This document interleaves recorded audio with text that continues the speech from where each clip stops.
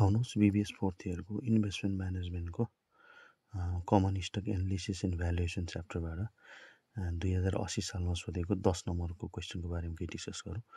अब यो question discuss गर्नुभन्दा अगाडि हामीले यो च्याप्टरमा चाहिँ हामीले कमन स्टकको एनालिसिस र भ्यालुएसन गर्दा दुईवटा टेक्निकको प्रयोग गर्छौँ। एउटा भनेको हाम्रो टेक्निकल एनालिसिस र अर्को भनेको हाम्रो फन्डामेन्टल एनालिसिस है। अब टेक्निकल एनालिसिस भनेको प्राइसको मुभमेन्टसँग सम्बन्धित हुन्छ भने फन्डामेन्टल एनालिसिस भनेको चाहिँ स्टकको इन्ट्रिन्सिक भ्यालु क्यालकुलेट गर्नसँग सम्बन्धित हुन्छ है। अब स्टकको इन्ट्रिन्सिक भ्यालु क्यालकुलेट गर्नको लागि चाहिँ हामीले डिभिडेन्ड डिस्काउन्ट मोडलको प्रयोग गर्छौँ है। स्टकको इन्ट्रिन्सिक भ्यालु क्यालकुलेट गर्नलाई हामीले डिभिडेन्ड डिस्काउन्ट मोडल प्रयोग गर्छौँ। र के बुझ्नु पऱ्यो भने फन्डामेन्टल एनालिसिसमा चाहिँ हामीले स्टकको इन्ट्रिन्सिक भ्यालु क्यालकुलेट गरेर त्यो इन्ट्रिन्सिक भ्यालुलाई हामीले मार्केट भ्यालुसँग कम्पेरिजन गरेर हामीले त्यो स्टक ओभर भ्यालुड छ कि त्यो स्टक अन्डर भ्यालुड छ कि त्यो स्टक करेक्टली प्राइस छ कि भनेर हामीले पत्ता लगाउने एउटा टेक्निकलाई हामीले के भन्छौँ फन्डामेन्टल एनालिसिस भन्छौँ। र फन्डामेन्टल एनालिसिसमा इन्ट्रिन्सिक भ्यालु क्यालकुलेट गर्दा हामीले डिभिडेन्ड डिस्काउन्ट मोडल अन्तर्गत तीनवटा मोडलको प्रयोग गर्छौँ। एउटा हाम्रो जेरो ग्रोथ मोडल, एउटा हाम्रो कन्स्ट्यान्ट ग्रोथ मोडल र एउटा हाम्रो सुपर नर्मल ग्रोथ वा त्यसलाई हामी नन कन्स्ट्यान्ट ग्रोथ मोडल पनि भन्छौँ। यो तीनवटा मोडल प्रयोग गरेर हामीले डिभिडेन्ड डिस्काउन्ट मोडल को प्रयोग गरेर हामीले स्टकको इन्ट्रिन्सिक भ्यालु फाइन्ड आउट गर्छौँ है। अब यहाँ हामी क्वेसन बुझौँ। अब यो क्वेसनमा चाहिँ हामीलाई के भन्छ भने एबिसी कम्पनीको इन्फर्मेसन दिएको छ। एबिसी कम्पनीको इन्फर्मेसनमा हामीलाई risk free rate of return 6% दिएको छ। सँगसँगै हामीलाई expected return of market ERM 12% दिएको छ। अनि डिभिडेन्ड पेड जस्तै तिरिसकेको डिभिडेन्डलाई हामीले सेकेन्ड इयरको फाइनेन्समै पढ्दाखेरि नै तिरिसकेको डिभिडेन्डलाई हामीले D0ले डिनोट गर्छौँ भने पाउन बाँकी डिभिडेन्डलाई हामीले एक्सपेक्टेड डिभिडेन्डलाई हामीले D1ले डिनोट गर्छौँ। अब हामीलाई डिभिडेन्ड पेड भनेर दिएपछि हामी त्यसलाई D0ले डिनोट गर्छौँ। अनि यहाँ बिटा कोफिसियन्ट दिएको छ हामीलाई, स्टकको बिटा कोफिसियन्ट 1.5 है। अब कहिलेकाहीँ हामीलाई क्वेसनले expected rate of return of मार्केटको सट्टामा मार्केट रिस्क प्रिमियम भनेर एकैचोटि भ्यालु दिन्छ। अब एक मार्केट रिस्क प्रिमियम भनेर भ्यालु दियो भने हामीले त्यसलाई डिनोट चाहिँ ERM माइनस RFले गर्छौँ। अनि सँगसँगै हामीले के इन्फर्मेसन दिएको छ भने यो कम्पनी चाहिँ एग्रेसिभली मार्केटिङ गरिरहेको छ भनेर एउटा इन्फर्मेसन दिएको छ है। अब के बुझौँ भने जुन कम्पनीहरू एग्रेसिभ छ, जुन कम्पनीहरू ऱ्यापिडली राइजिङ भइरहेछ भने त्यस्तो कम्पनीहरूले चाहिँ निश्चित वर्षसम्म डिभिडेन्ड इन्क्रिज गर्छ र निश्चित वर्ष समाप्त भएपछि चाहिँ एउटा कन्स्ट्यान्ट रेटले डिभिडेन्ड प्रोभाइड गर्छ। त्यस कारणले जुन कम्पनी एग्रेसिभली ग्रो भएको छ, जुन कम्पनी ऱ्यापिडली राइजिङ भएको छ त्यस्तो कम्पनीले सधैँ सुपर नर्मल ग्रोथ मोडलको डिभिडेन्ड डिस्काउन्ट मोडलको सुपर नर्मल ग्रोथ मोडलको प्रयोग गर्छन् है। मैले भनेको कुरो बुझ्नुहोस्। जुन कम्पनीहरू ऱ्यापिडली राइजिङ हुन्छन्, जुन कम्पनीहरू एग्रेसिभ हुन्छन् त्यो कम्पनीहरूले प्रायः सुपर नर्मल ग्रोथ मोडलको प्रयोग गर्छन्। सुपर नर्मल ग्रोथ मोडल अन्तर्गत चाहिँ निश्चित वर्षसम्म चाहिँ डिभिडेन्ड ग्रो हुन्छ र निश्चित वर्ष समाप्त भएपछि चाहिँ डिभिडेन्ड कन्स्ट्यान्टली एउटा रेटले इन्भेस्टरलाई प्रोभाइड गर्छ। मैले भनेअनुसार देख्न सक्नुहुन्छ यहाँ 2 वर्षसम्म ग्रोथ रेट हामीलाई 20% दिएको छ। अनि एकैचोटि 2 वर्षपछि चाहिँ इन्डेफिनेटली 5%ले इन्भेस्टरलाई डिभिडेन्ड दिन्छ भनेको छ। के रहेछ त सुपर नर्मल ग्रोथ मोडलको मिनिङ भनेको चाहिँ निश्चित वर्षसम्म डिभिडेन्ड ग्रो हुन्छ र निश्चित वर्ष समाप्त भएपछि एउटा निश्चित रेटले इन्डेफिनेटली डिभिडेन्ड कन्स्ट्यान्ट हुन्छ। अनि ए नम्बरको क्वेसन हामीलाई के सोधेको छ, यो इन्फर्मेसन दिएर हामीलाई ए नम्बरको क्वेसनमा चाहिँ हामीलाई required rate of return of stock KS है।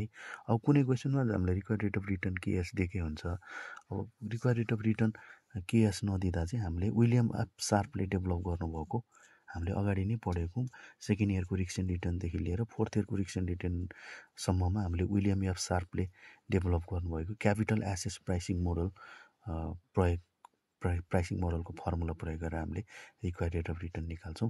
यहाँ देख्न सक्नुहुन्छ क्यापिटल एसेस प्राइसिङ मोडलको फर्मुला भनेको चाहिँ RF plus ERM minus RF into बिटा एस गरेर हामीलाई RF 6% दिएको छ, एक्सपेक्टेड रिटर्न अफ मार्केट 12% दिएको छ।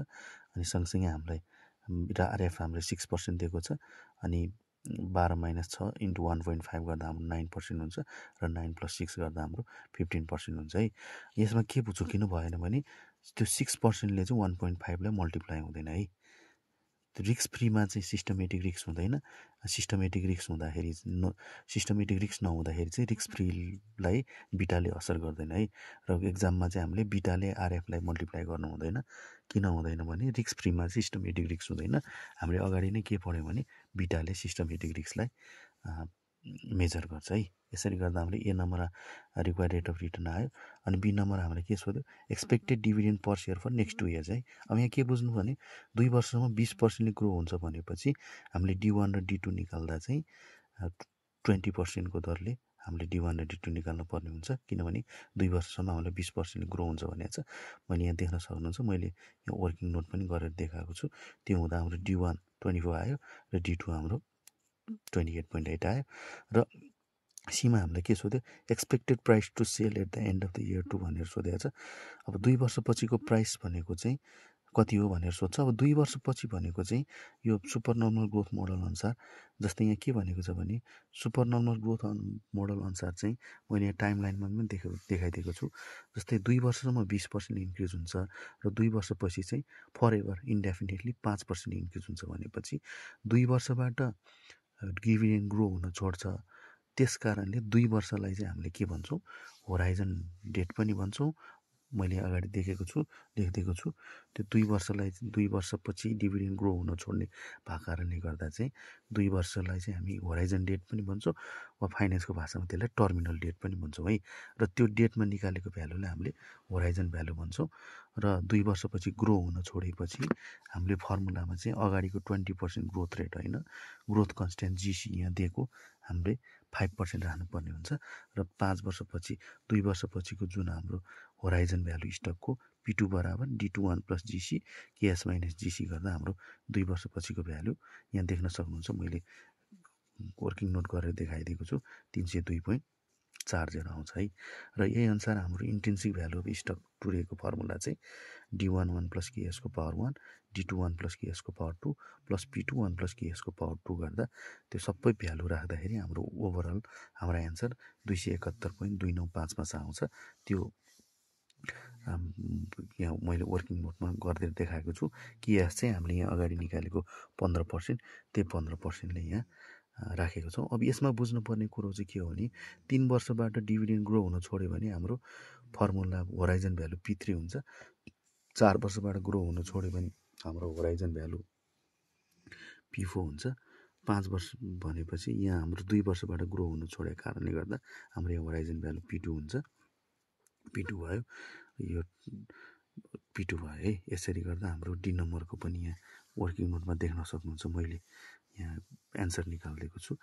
अनि ई नम्बरमा चाहिँ हामीलाई के सोध्यो मार्केट प्राइस र इन्टेन्सिभ भ्यालुले कम्पेरिजन गर्न सोधेको छ। मैले अघि नै के भने भन्दा कमन स्टक एनालिसिसमा दुईटा टेक्निक छ, एउटा फन्डामेन्टल एनालिसिस, एउटा टेक्निकल एनालिसिस।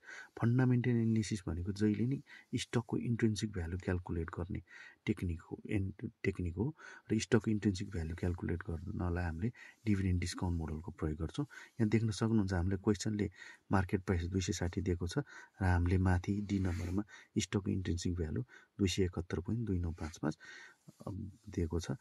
अब जहिले पनि हामीले के बुझ्नु पर्यो भने ट्रेडिङ प्राइस भन्दा इन्ट्रिन्सिक प्राइस बढी भयो भने जहिले नै त्यो अन्डर प्राइस हुन्छ है। के बुझ्नुभयो, मार्केट प्राइस भन्दा इन्ट्रिन्सिक भ्यालु वा इन्ट्रिन्सिक प्राइस बढी भयो भने त्यो अन्डर प्राइस्ड हुन्छ। इन्ट्रिन्सिक प्राइस भन्दा मार्केट प्राइस बढी भयो भने त्यो जहिले पनि ओभर प्राइस्ड हुन्छ है। यो क्वेसनमा हेर्नुहोस् हामीलाई ट्रेडिङ प्राइस 260 दिएको छ, इन्ट्रिन्सिक प्राइस हामीलाई 271 दिएको कारणले गर्दा 260 भन्दा हाम्रो इन्ट्रिन्सिक भ्यालु 271 भएको कारणले गर्दा इन्ट्रिन्सिक भ्यालु बढी हुँदा हाम्रो के हुन्छ अन्डर प्राइस हुन्छ। र अन्डर प्राइस हुँदा हामीले जहिले पनि स्टक पर्चेस गर्नुपर्छ। यहाँ लेखिदिएको छु सिज intrinsic value of stock is higher than market price, so the stock is underpriced and we purchase the stock है। भनेपछि जहिले नि के बुझ्नु पऱ्यो इन्ट्रिन्सिक भ्यालु बढी हुँदा हाम्रो मार्केट स्टक अन्डर प्राइस हुन्छ, त्यो बेला हामीले पर्चेस गर्ने। इन्ट्रिन्सिक भ्यालु कम हुँदा हाम्रो स्टक ओभर प्राइस हुन्छ, त्यो बेला हामीले पर्चेस गर्ने। यो कन्डिसन चाहिँ हामीले बुझ्नलाई जरुरी छ। यसरी गर्दा हाम्रो 2080 सालमा सोधेको क्वेसन कम्प्लिट भयो। सँगसँगै अब यही क्वेसनमा हामी यही भिडियोमा हामी 2079 सालमा सोधेको कमन स्टक एनालिसिस र भ्यालुएसनको टियु क्वेसनको बारेमा नि डिस्कस गरौँ। अब यो टियु 2079मा चाहिँ फन्डामेन्टल एनालिसिस अन्तर्गत रेसियो एनालिसिसको क्वेसन सोधेको छ है। अगाडिको क्वेसनमा चाहिँ हाम्रो प्राय फन्डामेन्टल एनालिसिस अन्तर्गत डिभिडेन्ड डिस्काउन्ट मोडलको क्वेसन सोध्थ्यो भने 2079मा चाहिँ फन्डामेन्टल एनालिसिस अन्तर्गत हामीलाई फाइनेन्सियल रेसियो एनालिसिस सोधेको छ। अब यो रेसियो एनालिसिसको फर्मुलाहरू त हामीले बिबिएस सेकेन्ड इयरको फाइनेन्सियल स्टेटमेन्ट एनालिसिसमा नि पढिसकेको कारणले गर्दा फर्मुला जान्यो भने यो हिसाब गर्नलाई हामीलाई एकदम सजिलो हुन्छ। अब यहाँ देख्न सक्नुहुन्छ हामीले यहाँ पोखरा फुड्स प्राइभेट लिमिटेडको एउटा इन्फर्मेसन दिएको छ। नेट इन्कम दिएको छ 7.5 मिलियन। अब मिलियनलाई हामीले 7.5 मिलियन अङ्कलाई हामीले 10 लाखले मल्टिप्लाई गऱ्यो भने टोटल भ्यालु हाम्रो आउँछ।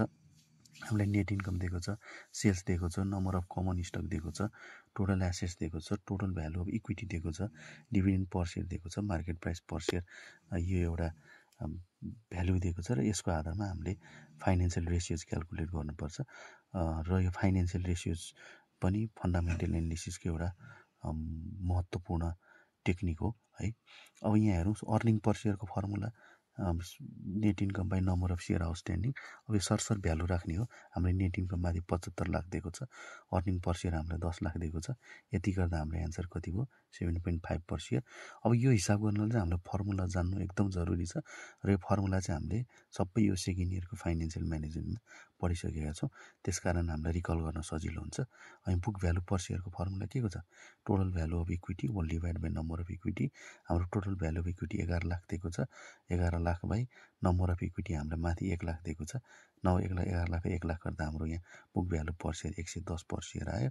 त्यस्तै हाम्रो प्राइस टु बुक रेसियोको फर्मुला के हो market price per share whole divide by book value per share. हाम्रो मार्केट प्राइस पर सेयर माथि 300 दिएको छ, बुक भ्यालु पर सेयर हामीले माथि 110 निकाल्यौँ। त्यो गर्दा हाम्रो एन्सर आयो 2.72 टाइम्स। के बुझ्नु पर्यो यो रेसियो निकाल्दा ठुलो भ्यालु माथि भयो, सानो भ्यालु तल भयो भने हाम्रो एन्सर आउँदा चाहिँ त्यसको हामीले रेसियो लेख्दा चाहिँ टाइम्समा लेख्नुपर्छ। माथि कम भयो तल बढी भयो भने चाहिँ हामीले त्यसको रेसियो चाहिँ पर्सेन्टेजमा लेख्नुपर्ने हुन्छ है। त्यस्तै अब हामीले के सोध्यो सीमा प्राइस अर्निङ रेसियो। अब प्राइस अर्निङ रेसियोको त फर्मुला हामीले धेरै अगाडिदेखि पढिरहेकै कुरा हो। Market price per share by earning per share. हामीले मार्केट प्राइस यहाँ 300 दिएको छ र हामीले मार्केट अर्निङ पर सेयर यहाँ 7.5 निकाल्यौँ। 300 बाई 7.5 गर्दा हाम्रो पी रेसियो 40 टाइम्स आयो। के बुझ्यो हाम्रो ठुलो भ्यालु माथि हो भने हाम्रो रेसियोको भ्यालु चाहिँ टाइम्समा आउँछ। त्यस्तै सँगसँगै हामीलाई अर्को के सोधेको छ net profit margin. Net profit मार्जिनको फर्मुला के हो नेट प्रफिट बाई सेल्स। अब नेट प्रफिट हामीलाई 75 लाख दिएको छ, सेल्स हामीलाई 60 लाख दिएको छ, 6 करोड। अब 75 लाख बाई 6 करोड गर्दा हाम्रो एन्सर हुन आयो 12.5%। अनि डी नम्बरको के सोधेको छ हामीलाई dividend payout ratio. Dividend payout रेसियोको फर्मुला भनेको हाम्रो amount of dividend by net income. अब यहाँ देख्न सक्नुहुन्छ हामीलाई डिभिडेन्ड कति दिएको छ dividend per share per common stock 4.5। अब यो 4.5 सेयर कसलाई दिने हो कमन स्टक होल्डरलाई है। भनेपछि हाम्रो total number of common stock holder कति छ 1 लाख। भनेपछि यो 4.5 पर सेयर चाहिँ 1 लाख सेयर धनीलाई दिँदा हाम्रो टोटल डिभिडेन्ड कति हुन आयो 45 लाख। 45 लाख डिभाइडेड बाई हाम्रो नेट इन्कम 75 लाख गर्दा हाम्रो डिभिडेन्ड पे आउट रेसियो कति हुन आयो 60% हुन आयो। त्यस्तै अर्को हामीलाई के सोधेको छ डिभिडेन्ड यिल्ड। डिभिडेन्ड यिल्डको फर्मुला चाहिँ expected dividend D1 by market price P0। अब हामीलाई D1 यहाँ 4.5 दिएकै छ र मार्केट प्राइस हामीलाई 300 दिएको छ। 4.5 बाई 300 गर्दा 1.5% छ। र अन्तिममा हामीलाई price earning to growth ratio त्यसलाई हामीले PEG रेसियो कति छ भनेर सोधेको छ। PEG रेसियोको फुल फर्म के हो price earning to growth ratio. अनि त्यो PEG रेसियो निकाल्दा हामीले माथि ग्रोथ रेट दिएको छ। अब PE रेसियो हामीले माथि 40 निकाल्यौँ 40 टाइम्स निकाल्यौँ र त्यही 40 टाइम्सलाई ग्रोथ रेट हामीले 5 दिएको छ। 45 गर्दा हाम्रो एन्सर आउँछ यो 8 टाइम्स हो। र यो हामीलाई तुलनात्मक रूपमा फर्मुला लाएर गर्नुपर्ने हिसाब भएको कारण यो 79 को क्वेसन चाहिँ सजिलो छ। र यो चाहिँ फन्डामेन्टल एनालिसिस अन्तर्गत रेसियो एनालिसिससँग रिलेटेड क्वेसन हो।